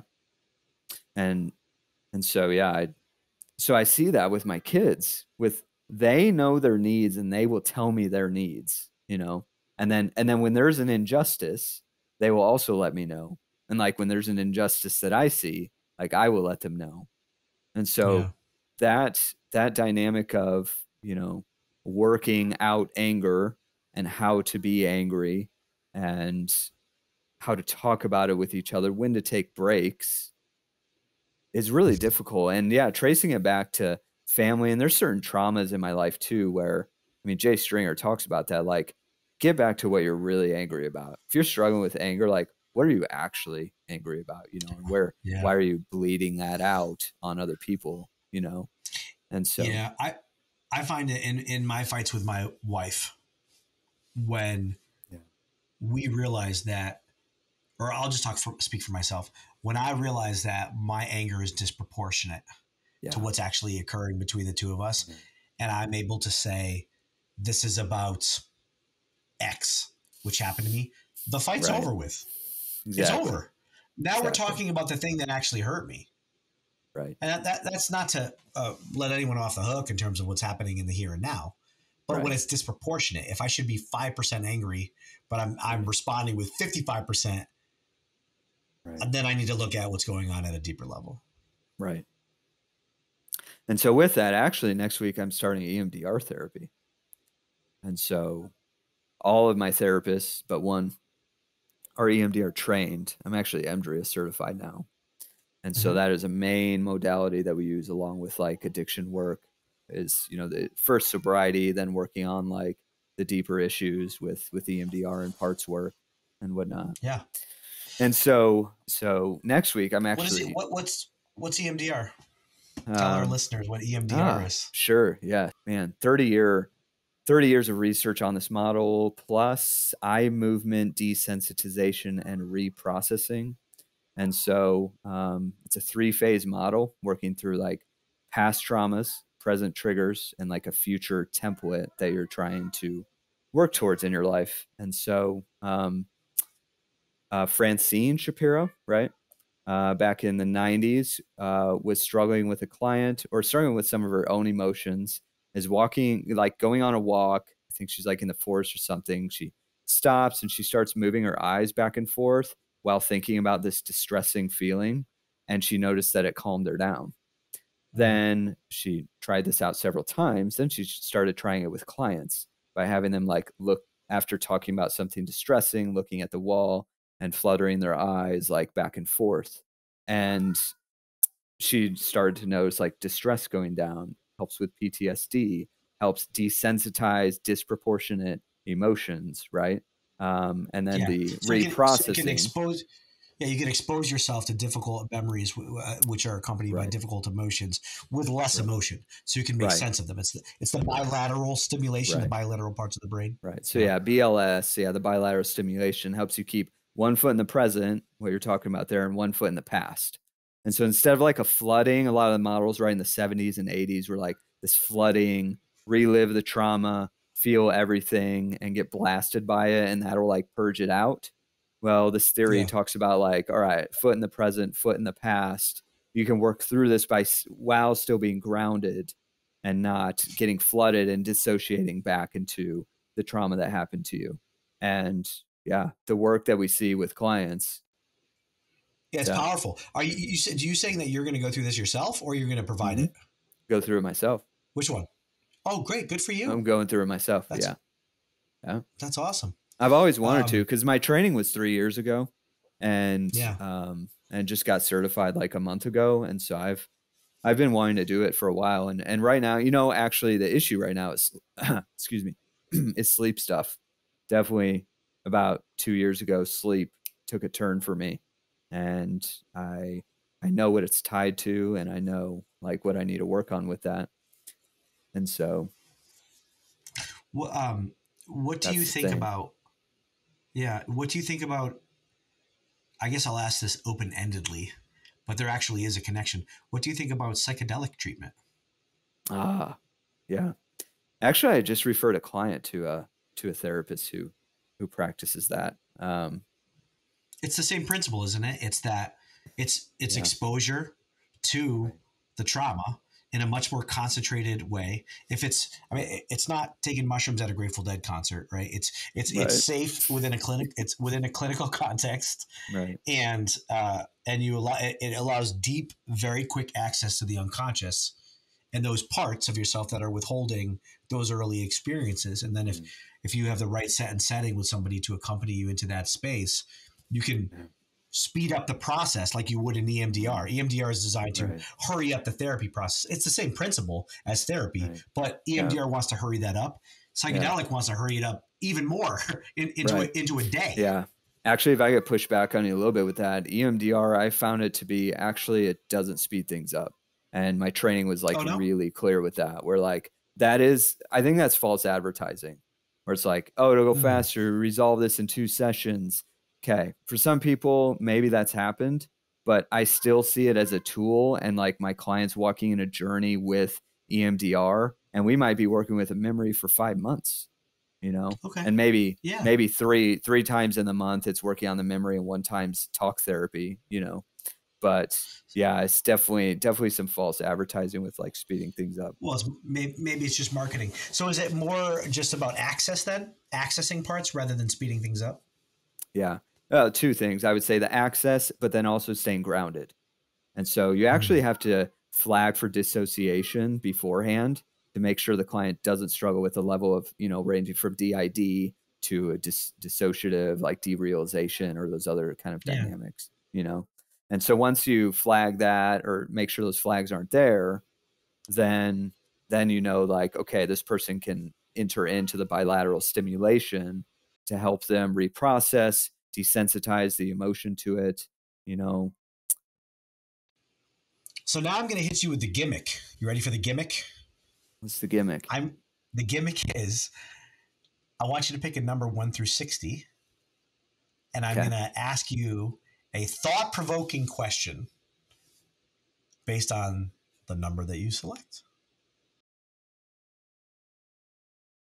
2. Do your dreams have a deeper meaning?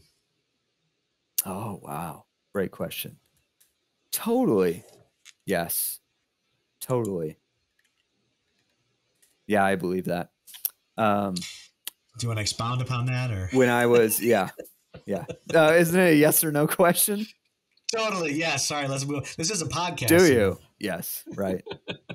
No, I'm trying to think of, one of my favorite dreams that I had was working through my trauma. Okay.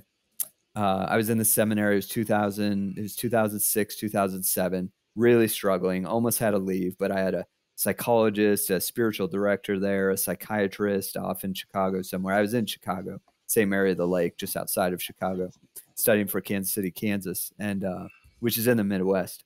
And I was struggling with forgiveness, and I had definitely tapped into some anger that I didn't know was there, and was really struggling with letting some things go, like just some high school stuff, some cousin stuff, just some nasty stuff, and just very CBT counselor who just would look at me really serious all the time. And that was kind of a tough relationship, but his treatment was good. But one night I have this dream, and I'm in this field with a single tree, and behind me were a bunch of trees, but in front of me was this beautiful tree, and it was winter, and there was this beautiful snow on the ground, that puffy kind of snow, and there was a snake curled up in the tree, and I was trying to throw snow on it, like trying to poof it away with the snow, and this snake, like its head kept coming at me closer and closer and closer. And then over the tree flies this hawk, and I look up and I follow it, and it's going over this pathway into the forest, and I just turn and I start following it, and I didn't look back, and could I say that from that moment on, when I woke up, I was free and I was dancing around? I don't know, probably not exactly, but that powerful image and the feeling of it, and it was entrenched in my body, I felt it in my gut, because I told my dad about this dream, and then I have the picture right now actually in my bedroom. He showed me a picture that he has up on his desk, which is basically that same field that I saw in my dream, with the white snow, with the tree, with the forest. Yeah. And it was a moment of release and a moment of moving forward. And so, yeah, do you have the random dreams about, a monster or your random ex-girlfriend back when you were 16? Sure, that could have some meaning, right? But I think more often than not, when clients are bringing in dream material and they're working something out, especially if they're nightmares, but there's positive dreams too, right? And I would say even the APA, right? The DSM basically says that dreams mean something. If you're having nightmares along with these other set of symptoms, then you have PTSD, right? Yeah. Which is saying something. And so I've done some dream, not a Freudian in that regards, but definitely done some dream analyzing and some dream work with my clients. I love it. That's awesome. Yeah, I think your executive the executive functioning generally shuts down when you start dreaming, right? So the meaning making part of your brain is not operative. That's why you could be in your bedroom 1 minute, walk through the door, and suddenly you're in France. Right. It doesn't really make sense, right? But what you can pay attention to, like you did in your dream, is the dynamic and the emotions associated with it. That's real. So if you're working on, feeling like you can't forgive, or you're feeling like you're incompetent in your daily life with actual different content, that will show up in a different form in your dreams. So yeah. I think you gotta be careful. These things are subject to misinterpretation and leading and that kind of thing. But I do think there's tremendous value. And as is the case always when you're working with someone, what the dream means to them is the most important thing. It's not just about interpreting it from an external perspective, because you could be wrong. But the person, what the person experiences and the meaning that they derive from an experience is never wrong. Right. So for you, if in your dream, that was a sign of moving past something and forgiveness and letting go of this thing that was a threat to you and following, then great. Yeah, I think there's space right, for that. following the way. And I think there also is with some Jesuit prayer that I've really dove into over these years, is bringing that image into prayer, right? Letting the Holy Spirit work with that, like being attuned to my body and maybe how the image shifts, or like who else is there, or what's represented by the snake, or moving forward with the hawk. Like these are like visualization techniques, and right. yeah. Right. And so I think that's this already has become spiritual and psychological, but we're talking about integration there, Then also to bring it full circle, maybe with the EMDR, there's a chapter in one of Shapiro's books that talks about REM sleep, along with the eye movements and putting that together with how the eye movements work. So there's like memory consolidation going on with the bilateral stimulation, much like what goes on in REM sleep. And so that's a fascinating dynamic with the EMDR. Oh, that's great.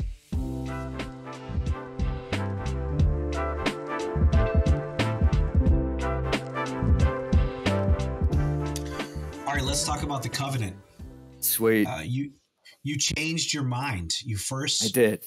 You were first going to have me watch Reign Over Me, and then last minute you threw a Chicago Cubs curveball at me and said, "Nope, I want to watch the Covenant." And you mentioned that you've been really into war films, and this is reflective of a midlife crisis for you. What's wrong, buddy? I just hit 40. I hit 40 in March. Okay. I hit 40 in March. I have 13-year-olds now. I almost have 21-year-olds, my step boys. Do you see this? Like, do you see this? It's hard not to see it. Back in 2008. Like, you look old too, man. Oh, thanks. You're welcome. And wiser. Right. Believe it or not, Awesome. I feel younger than ever. That's awesome. So, but for you, how is this a midlife crisis for you to want to get more and more into war films? What are you talking about? Yeah. No. So the link there with like the midlife crisis has to do with, I wish when I was 18, I would add the confidence and also the physicality to go join the Navy SEALs or join the Marines or join something like that. And so, because 2001 happened, like that happened when I was 18. You mean 9/11? 9/11, yeah, September 11, 2001. Yeah. And that was really impressed on my heart because we had a trip planned for that November to go to New York, and we had that plan that whole year. Then September 11th happened, 2001, and then my parents decided, hey, we're still going to go. So we went with my cousins, and then my brother and sister, my family, and then my cousins, and had our Thanksgiving there. And we went down to Ground Zero. We could get within about 4 to 6 blocks. My memory is a little hazy with that. And man, I looked down the alley, down the line of buildings, and there's the rubble. Like I looked up at the buildings, and there was dust caked on most of the windows down the streets from when they fell. I mean, it was a dark time. It was. And so, yeah, from Lone Survivor to American Sniper to just, these movies that kind of come off the cusp of these, these justice seeking 18, 20-year-olds who want to get out there and defeat terrorism. That's finally coming alive in me when I'm 40. Maybe you should like participate in a triathlon or something first, but those Iron Man right type of activities. No, but that's great. It's nice to see that those kinds of films are resonating with you right now. Let's talk about specifically this one, The Covenant. Yeah. I mean, I think the first thing I want to bring up is the relationship between the two main characters, John Kinlev. I thought I think it's Kinlev. I could be wrong, but when I looked it up, it was like I heard Kinley when I was watching the film, but when I looked up the cast and Jake Gyllenhaal and the character that he played, it said John Kinlev. Maybe it was just the way it was pronounced in the film, and then of course Ahmed. Ahmed, right. It was a great dynamic, wasn't it? It begins when the two of them meet and he says, Don't Disappoint turned out to be a pain in the ass. Right. Like there was a nice banter between the two of them. There was. What did you see? What did you see in their dynamic? Right. You know, I also like that first scene when he's like, "Call me Sergeant," and they have like they go back and forth with like what they call each other. You know, kind of trying to like one up each other, right? And so, you know, their dynamic. I'm thinking of the word like survival. Like when they go into survival mode, right? When all hell breaks loose at that mining facility or whatever that was, that mining factory, like they're in survival mode, and man, that just makes a bond between them. Like it's powerful. And an unspoken bond. Like right. It's just sort of like, and you see this all throughout their dynamic. They don't actually have to verbally express how close they are to one another and how much they love each other. It's oftentimes just a head nod. Right. Right. Yeah, you see that at the end, definitely. Yeah. And you see that dynamic actually before all hell breaks loose, when they find that first terrorist that they have like up against the wall, and Jake Gyllenhaal's in the car, right, shining the lights, and Ahmed is like is interpreting, right? And they could tell that something's going. You could tell that Kinlev wants to like protect Ahmed in a way, but because of the things that the terrorist is saying to him, like, I'll kill you, I'll kill your family, I'll kill them in front of you, right? Like Kinlev knows like something's going on here, right? And this guy's like really risking his life. And basically to me, like once we're out of here, he needs to be out of here, which is the promise that we gave them, right? Yes. And then that doesn't work out. But yeah, so that survival mode was really powerful to me, how they bonded through that. Yeah, just the head nods, the sacrifice, like when he, you know, Jake Gyllenhaal gets knocked out, right? Should I call him Kinlev? Kinlev gets knocked out, right? And then Ahmed kills those men, right? And then it's like, all right, we're on the run now. Yeah. We're on the run and we're surviving. And then like that's where the spiritual part to me was powerful when it comes to like Ahmed was clearly as shrewd as a serpent and simple as a dove. Like the way he hides Kinlev in the rugs, you know, on the cart, right? And then how simple he is with like connecting with the opiate dudes who like had the drugs to lessen his to relieve his pain, Kinlev's pain, you know? Yeah. And so just I mean, Ahmed could have abandoned him at any time, you know? Sure. Just freaking leave him and run for the hills and get back to Bagram Air Force Base, you know? He could have, yeah. There was a one might say there was a covenant between them. Well, hence the title. I think you're right. Yes. It was interesting how this movie handled death. You know, they really took time to name all of the soldiers in the beginning. Yeah. Yeah. And these are soldiers that die. This is a Guy Ritchie film, and it's interesting. It's not a typical film for him, which they have violence, but they tend to be a little bit lighter and there's a little bit more of a smirk to the films. This was pretty raw. But death to me was interesting because they name the soldiers, and then there isn't actually that much time to mourn them. Yeah. Right. They die. And maybe you can look at that as, well, he had enough to worry about. You know, they died and he was on the run immediately, and he goes from there consciously. He's on the run. He gets shot. Next thing you know, he's home from his perspective, and he has to worry about rescuing Ahmed. So maybe you could say, well, he didn't even have time to mourn the loss of his soldiers. You could also argue this was his fourth tour. He had probably become relatively, no one's ever comfortable with death, but maybe habituated to it. Desensitized. Desensitized, yeah. I thought one of the best scenes, underrated and very subtle, was when after his fellow soldiers were killed and he's sitting there and they stop for the first time after being on the run, and he looks away from Ahmed, and you see all this anguish on his face. And Ahmed, I love that he didn't say anything, but kept trying to. He kept trying to. He was like, you could see it was great acting. It's like, I want to express condolences, but I don't even know how to. I can't imagine what you just went through. There's a lot of empathy from Ahmed's character. And then he sort of goes through his own process himself, and then it's time to survive again. And he turns around and is like, we'll sleep here tonight, and this is what we need to do. So the relationship to death and mourning is interesting in the film. Yeah, definitely. And right after that, there's humor because they sleep for however long. And then Kinley wakes him up and says, we have 2 minutes.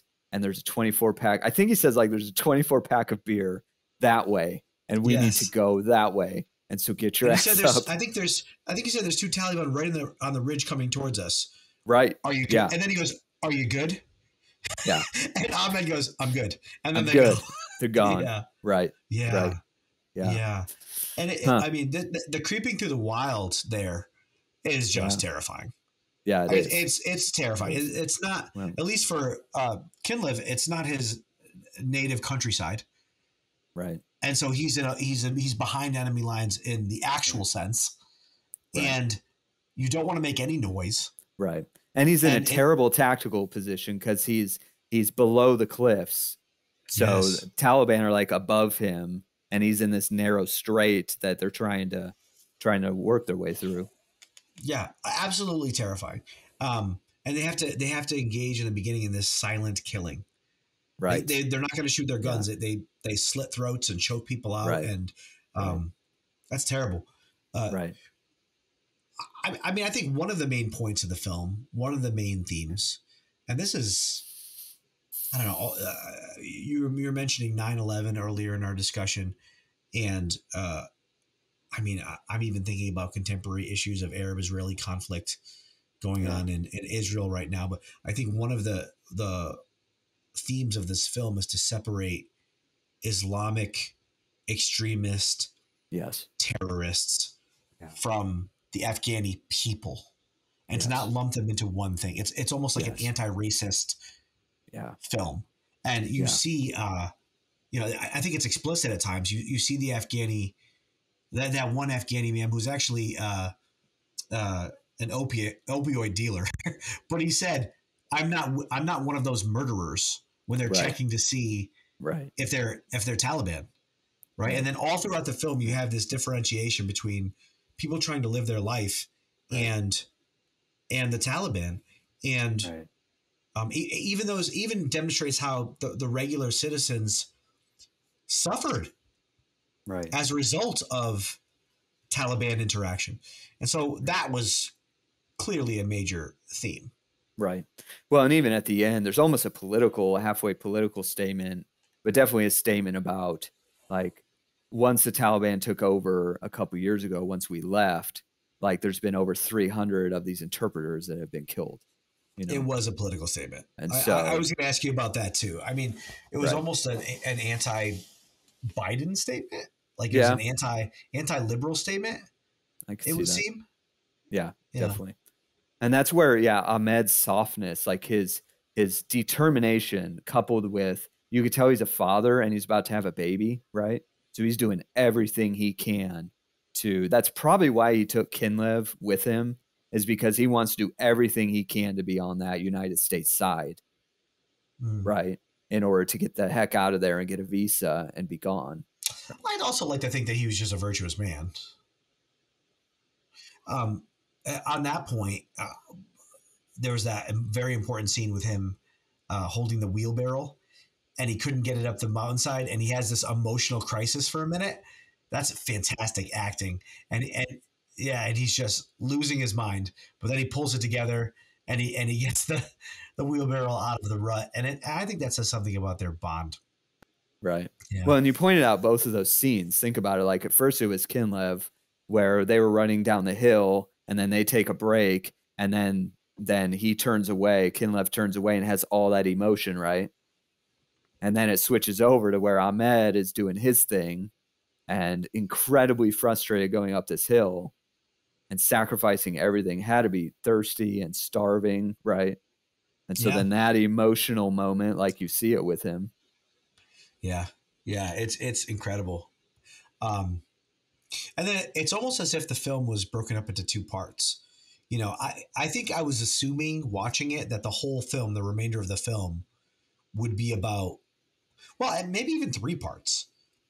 The beginning was all about the experience of the interpreter and trying to find the IEDs, and then there was this new phase of we're on the run, and that seemed like a major shift.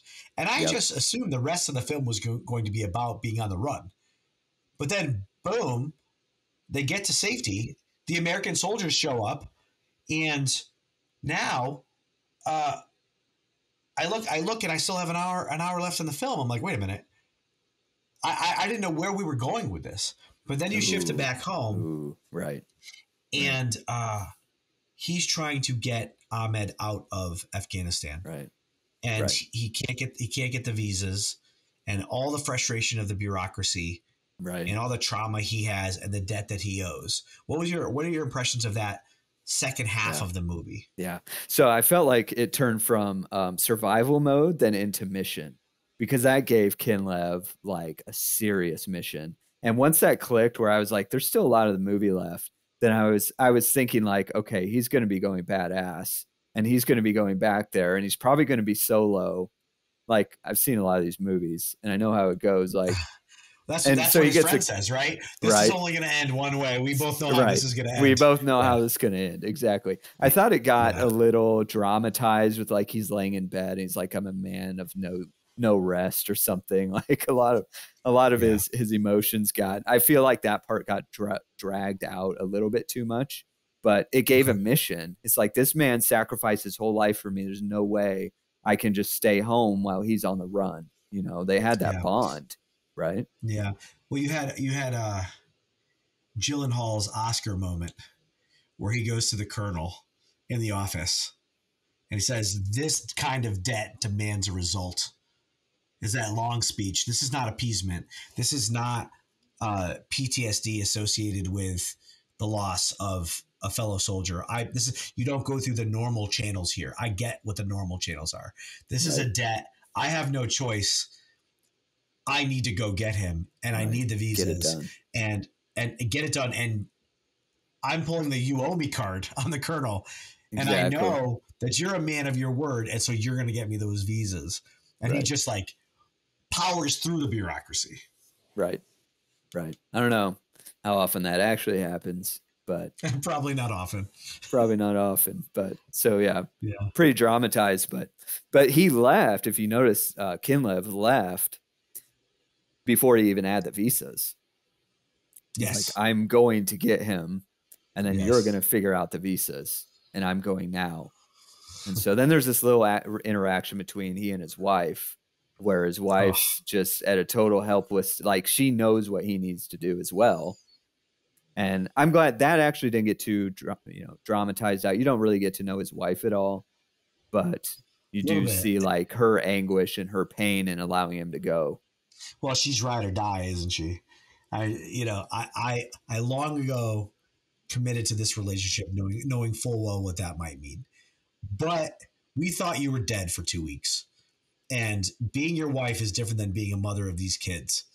And you have now put me in an impossible position. Right. So if you're going and I'm backing you up, you're coming home.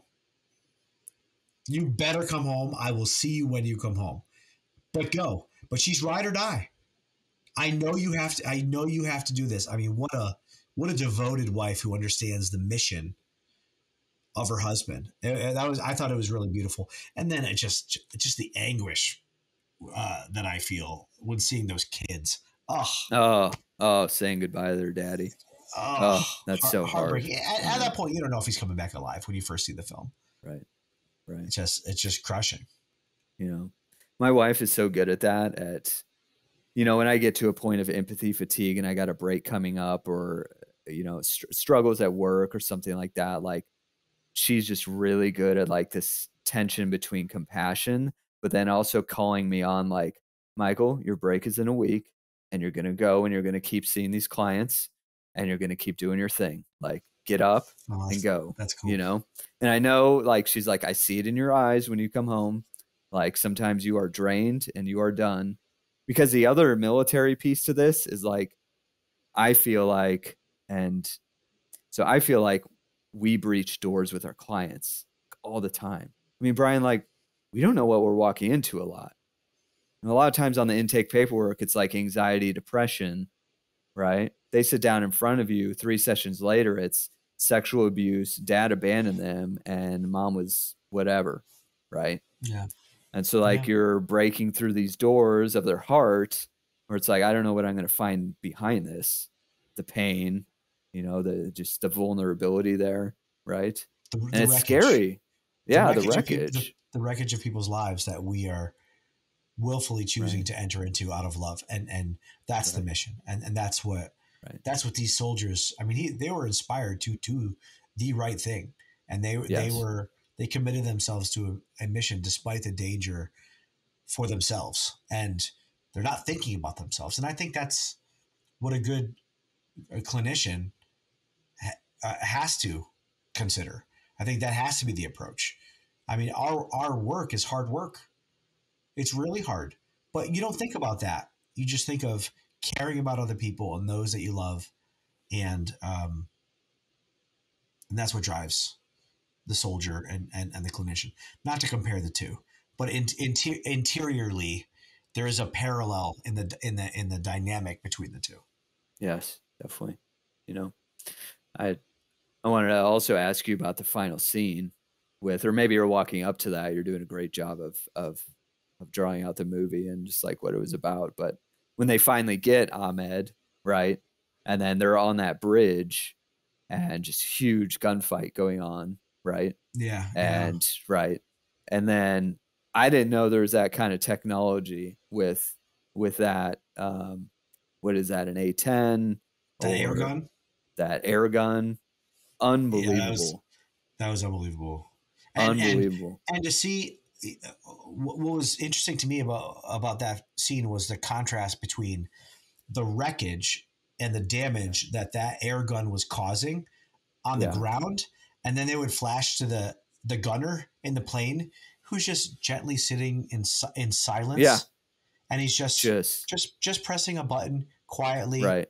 And looking at a screen. Right. Huh. I mean, to me, it's a little bit terrifying.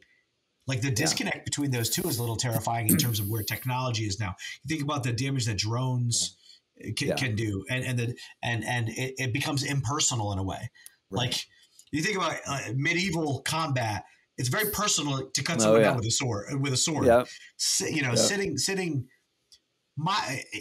This wasn't the case in this movie, but sitting in the United States and firing a drone overseas becomes very impersonal project, you know? Yes. So that's what struck me. On the ground itself, I mean, it was just awful. It was terrible. I kept thinking about those kids and I thought, well, maybe this film ends artistically with them dying together. And then it pans to Ahmed and his hand is shaking. That's the first time you saw real weakness in him. And I mean, you can understand his wife and his child are crying right behind him. Oh yeah. Yeah. And then I was a little confused because the truck comes down the bridge and it had Taliban flags. I'm like, oh no, like, what is this? And then that Parker guy pops out. Right. You know? Right. It was a contractor. Yeah. Yeah. I thought that was Taliban at first too. Yeah. And then there was a great exchange and he was like, if I knew who you were, this would have been on the house. Right. Right. Why don't you just tell me who you were? Because at first he didn't give him his full platoon. He's like, they have another job the contractor's like, you know, we have another job to do like in 3 days. Can't you just wait 3 days? And Kinlev is like, no, I'm going now, you know? Yeah. If I were you, I'd wait. He said, well, you're not me. Yeah. Right. You're not me. What, did you just watch this last night or did you just watch this at noon today? No, I saw it a few days back, but I mean, you did? That line stuck out to me because it seems to me that they really paint the main character as a hero, almost like a Batman or a Superman, or like there's something unique that sets him apart. You know, you're not me. And it just struck me. It just came to my mind. But I mean, it was a good film. The bond, the pledge, the commitment between the two of them, and what drives them to sacrifice and suffer for one another. I mean, that is a very Christian message. Yeah. My hope that your emotional crisis, midlife crisis, has been resolved through this discussion as you explore how there's a part of you that's breaking down doors out of love for other people, just like the soldiers in this film. There is. That was the breakthrough moment for me, where it's like, yeah, I'm doing that in a way with clients as well, where there's, like you said, there's the same spirit to that. And, you know, I think someone like Sam Blair, who is a ex-Navy SEAL, who's on Restore the Glory podcast, I think he would definitely agree with that, with like the spirit of like the sacrifice and what we give to our clients is very much there, and breaching doors with them, you know? Yeah, these are masculine themes. And in a film like this, those masculine themes are overt. But it is the call for every single man to live interiorly in that same spirit, whether that's on the the battlefield changes for each man, but that doesn't mean we don't want to fight, and we're not called to fight. We're all going to be exposed to those moments of fear, and only love, I think, will carry us to do the courageous thing for others. So it was a great movie. Good pick. Thanks, man. Yeah. This was fun. All right. Yeah, it's fun. Plug everything. Yeah. So 10-year anniversary for the Center for Healing is coming up in January. We have been doing this work for 10 years now. I have 5 other counselors, and our 3 prongs we talk about: attachment wounds, the 3 prongs that we work through with clients and work on healing are sexual brokenness and trauma and attachment wounds. And you know, a piece like offshoots of that definitely have to do with narcissistic wounding or family of origin issues or sexual addiction in general, you know. And so, you know, we do virtual sessions. We work with a lot of folks in Kansas City, do a lot of in-person. And so we do are people, this only limited to people in Kansas? Do you have licenses in other areas? Or are you part of SIPAC or anything like that? Or is it the greater Topeka population? Topeka, you're way off, man. We're talking Kansas City. Topeka's an hour away. Okay. And technically I'm on the Missouri side, and so there's that too, but we won't get into that right now with state lines and whatnot. But actually it's become more, our licenses have become more like a driver's license. If you've noticed, there are several states that allow like the crossing back and forth with virtual sessions. And so I do have some of the therapists are licensed in like Nebraska and a few of the Midwest states around here. And so, virtual sessions, in person. Then we also have the My House workshop. And so 3-day intensive with Father Sean Kilcawley and Dr. Todd Bowman and myself, that helps men work their way, start working through sexual addiction, unwanted sexual behaviors, ranging from, we've had an 18-year-old struggling with pornography to middle-aged man, a 40-year-old struggling with affairs, to the 70-year-old man who hasn't told anyone about this yet. And so we've had everyone from the East Coast to the West Coast to Virgin Islands come to this. Oh, great. Yeah. So we have 4 of these a year. And so they're about every quarter. And so we have them frequently, and they're at a retreat house in Kansas City, Kansas, about 20 minutes from the airport. And so, and a lot of psycho ed. We do experiential work, group work, half day on betrayal trauma. So we really help the men face how they've impacted their wife or their girlfriend or their fiance, and that traumatic dynamic that just has really skyrocketed in the literature and in the study, in the research of how the offended is, how a woman, a wife, is impacted by this. But we've also seen males who are on the betrayed side as well. As in our clinic, we've seen that. But so there's a half day on betrayal trauma. And so it's one of 2 things. It's either like a jump start where guys see like, I'm struggling with this and I need to start somewhere, so they jump in. Or a guy's been working on this for 3 years, 5 years, and then they see like, I'm still not quite sober. There's still something stuck here. This one trauma I haven't worked through. I need to go a bit deeper here. And so then they come to the workshop to get like another layer deeper. And something important here, Bryan, is like, it doesn't take away from the therapy work that they're already doing. So we're not looking to replace like a therapist that they're working with. If anything, the client will bring home a trauma egg, which kind of gave away a secret to the workshop, but the client will bring home, client will bring home, a trauma egg, which they can bring to their therapist, where they can start doing some of the deeper work, maybe EMDR with some of the targets from the trauma egg, or parts work, or psychedelic mushroom work, or something like that. That's awesome. Well, sounds like you're doing really good work out there, and thanks, man. You've come a long way from that snot-nosed young man that used to live in an apartment with me. Oh, that is really kind of you. You know, the last story, we still throw noodles against the wall to make sure they're done. So I really appreciate you for that, Carl. I will never forget that. And so that is the only credit you've ever given me for anything. So I willfully accept. It's like a drop of water in the desert. So thank you. Right.